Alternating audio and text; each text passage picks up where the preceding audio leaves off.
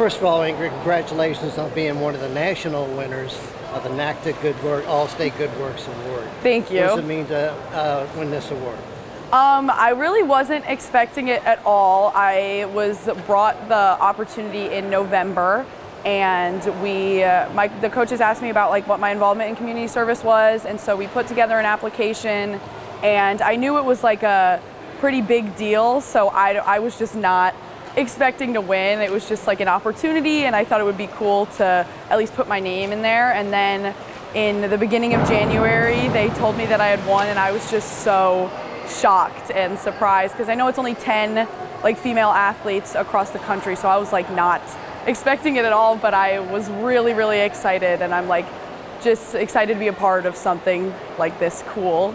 Yeah. Well, I know community service is close to your heart, and there's one project in particular, the Race for Chase, that you were involved with up in your home area, Connecticut. Yeah. Tell us a little bit about that. Yeah, so I was in first grade when the Sandy Hook shooting happened, and then I was also at the like neighboring elementary school to Newtown Elementary, and so my school went into lockdown, and it was like obviously something that was really talked about because of how close in proximity we were to the Sandy Hook shooting, and so there was a lot of like community projects, community involvement that I was like aware of.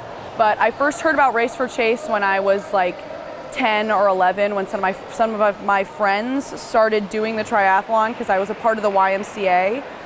But basically, it's a nonprofit organization organized by a child named Chase's parents, who he tragically passed away in the Sandy Hook shooting, and he loved doing triathlons. That was like his thing. And so his mom started this nonprofit where you teach kids how to do triathlon, so swimming, biking, and running. And then there's like a culminating triathlon at the end of each summer, and it's a 5-week program.